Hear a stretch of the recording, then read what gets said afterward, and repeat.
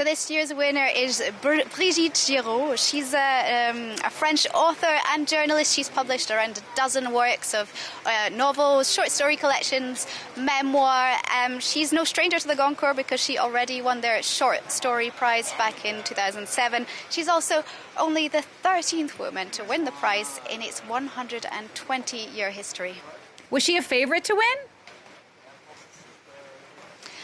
It was seen as a very open race this year, although initially there was one favourite to win. That was Giuliano de Ampoli's Kremlin Magician, which was seen as the favourite, but then another major French prize snapped it up as their big win, and critics believed that both prizes wouldn't pick the same book. In the end, it was a very, very tight between these two books, Brigitte Giraud's memoir and the Kremlin Magician, and of course it was the memoir that won.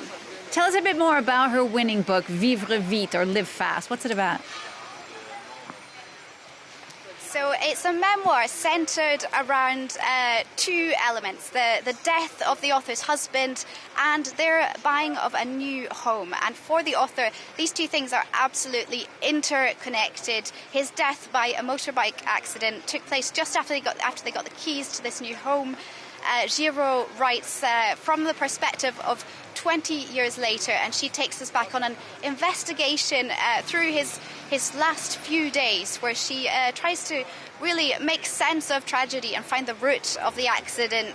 And we really get a strong sense of the house throughout as well, which has its own history. It was used as a meeting for resistance meetings during the war, and the author describes how she channels her grief into renovating this house, and it's really a beautiful memoir full of nuanced emotion.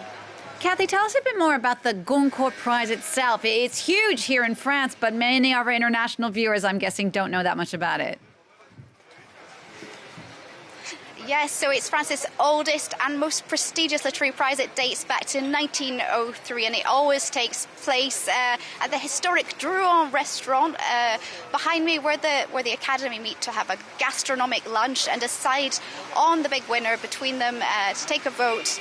And they vote on the most imaginative prose work of the year. Previous winners of note that you might have heard of are Marcel Proust, Marguerite Duras, Simone de Beauvoir, Michel Houellebecq, or Laila Slimani. It's historically been seen as quite male-dominated, the Goncourt Prize. This year the shortlist was split evenly between the sexes, but as I say, so far over the past 120 years, just 13 women winning the prize, so that's about a 90% rate of male winners, and that the jury made up today of 7 men and 3 women. The prize gives a major boost to authors. It's really worth a lot. The actual prize money itself is just €10, which is similar to what was given back in 1903, and it wouldn't buy you much at the Drouin restaurant itself. But so a lot of authors prefer maybe to frame that cheque rather than cash it. But the real prize is the recognition and the boost to sales.